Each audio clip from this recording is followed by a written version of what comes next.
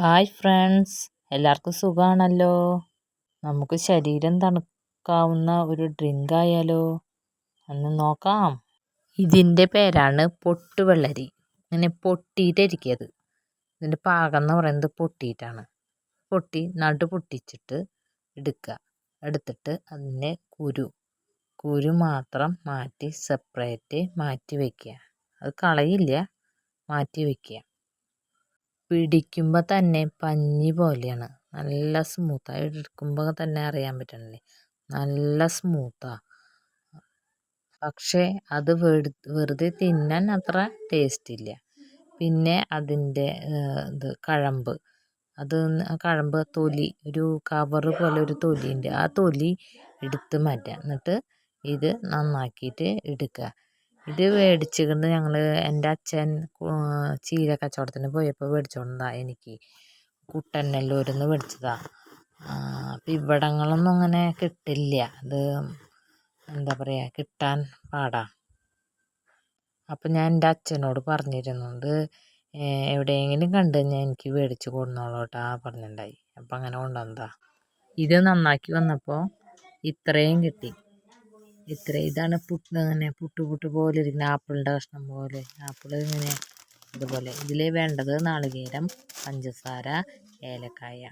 ഇതാണ് ഇതിൻ്റെ highlight. നാളികേരപ്പാൽ super ടേസ്റ്റാണ്. പിന്നെ ഇത് മിക്സിയിലിട്ടിട്ട് അരച്ചെടുക്കണം. ഇത് അരച്ചെടുക്കണമെങ്കിൽ അരച്ചെടുക്കാം, ഇല്ലെങ്കിൽ ഗ്ലാസ് കൊണ്ട് അങ്ങനെ കുത്തിയിട്ട് ഇങ്ങനെ ആക്കി തരിതരിയായിട്ട് കഴിക്കാൻ പറ്റുന്ന അങ്ങനെയാണ്. ഇത് പഞ്ചസാര ഇടുക, അതിലേക്ക് 2 ഏലക്കായ ഇടുക, എന്നിട്ട് അടിച്ചിട്ട് ഒരു പാത്രത്തിൽ ഒഴിച്ച് വയ്ക്കുക. ഇത് അടിച്ചെടുത്തതിന് ശേഷം പിന്നെ നമുക്ക് ഇതിൽ വേണ്ടത് നാളികേരം. ഞാൻ 1.5 മുറിയാണ് അത് പാലെടുക്കുക. നാളികേരപ്പാലെടുക്കുക. നാളികേരപ്പാൽ 1-ാം പാൽ 2-ാം പാലൊന്നും ഇല്ല, എല്ലാതും കൂടിയിട്ട് അരച്ചിട്ട് പിഴിഞ്ഞെടുക്കുക. എന്നിട്ട് നമ്മൾ നേരത്തെ മാറ്റി വെച്ചിട്ടുണ്ടായില്ലേ കുരു, ആ കുരുവിലേക്ക് വെള്ളം, ഒരു ഗ്ലാസ് വെള്ളം ഒഴിച്ചിട്ട് ഇത് അങ്ങനെ അരിച്ചെടുക്കുക. എന്നിട്ട് അത് കുരുവിലാണ് പുളിരസം കിട്ടുക. അപ്പോൾ ഈ ജ്യൂസിൻ്റെ ഒരു പുളിരസം കിട്ടാൻ വേണ്ടിയിട്ടാണ് ഞാൻ കുരു മാറ്റി വയ്ക്കാൻ പറഞ്ഞിരുന്നത്.